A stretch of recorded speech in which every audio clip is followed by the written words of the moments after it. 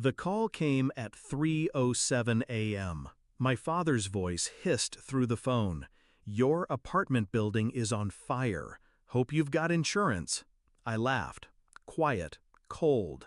He froze on the line. "Why are you laughing at a tragedy?" he asked, almost offended.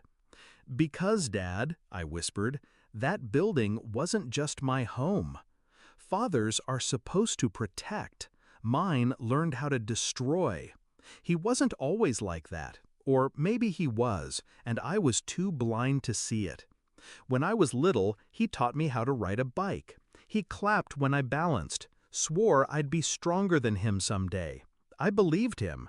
I thought he was my anchor. But anchors rust, and some drag you straight to the bottom. When my mother left, he snapped. Booze, gambling, bad debts. I became his collateral. By 16, I was the one paying bills, working nights while he fed his addictions. He said he'd pay me back. He never did. The first time he stole from me, I forgave him. The second time, I pretended not to notice. The third time, I understood. My father wasn't a man anymore. He was a parasite. And parasites don't stop until you burn them off. The fire didn't surprise me. I'd seen the signs. His sudden concern about my renter's insurance. The way he asked about my lease documents. The night I caught him pacing in the parking lot, pretending he was just in the neighborhood. And then, an overheard phone call. His voice low, urgent. "Yeah, the place is insured. Just make it look like an accident." That's when I knew. He was willing to torch my life, literally, for a payout. But I didn't panic. I didn't confront him. I planned. Step 1, I moved. Quietly. Weeks before the fire, I packed my things. I signed a new lease under a different name, across town. My old apartment, I left it staged. A few cheap clothes in the closet, a second-hand couch, just enough to make it look lived in. Step 2, I called the insurance company. Told them about the suspicious questions my father had been asking.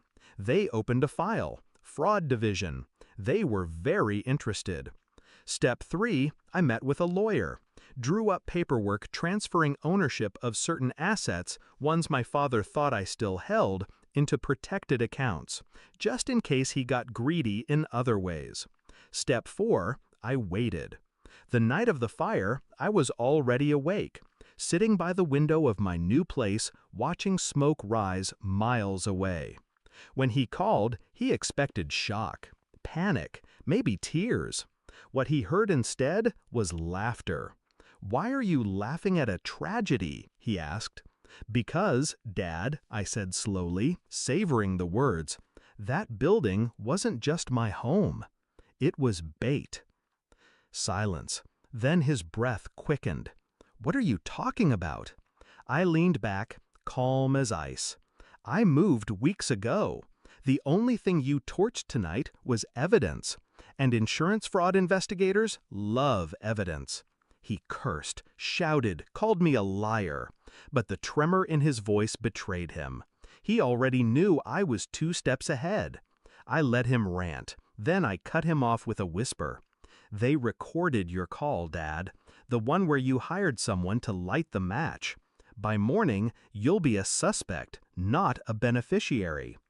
The next day, it began. Investigators, detectives, insurance reps with clipboards. My father's name on every report. He tried to play dumb, but the trail was too neat.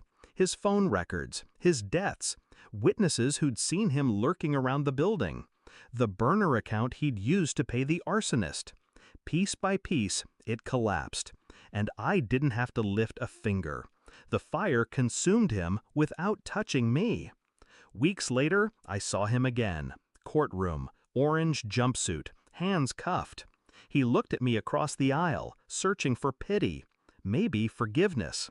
All I gave him was the same silence he gave me when I was 16 and begging him not to pawn my future. The judge read the sentence. Arson, insurance fraud, conspiracy. Years behind bars. My father flinched with every word. I sat still, steady, breathing in his downfall. When they led him away, his eyes met mine one last time. I smiled. Not cruel, just final. People ask if I miss him, if I regret it. The truth? I mourned my father years ago, the day he chose greed over blood. What stood in that courtroom wasn't my father. It was a man who burned everything he touched. The fire he set was supposed to ruin me. Instead, it revealed him. Now I live in my new apartment. Small, quiet, paid for with my own money. No shadows on the walls. No footsteps I can't trust. Sometimes, late at night, I replay that call in my head. His voice smug and certain. My laughter cutting through it. That was the moment I knew the power had shifted. The parasite was gone. The anchor had sunk, and I was free.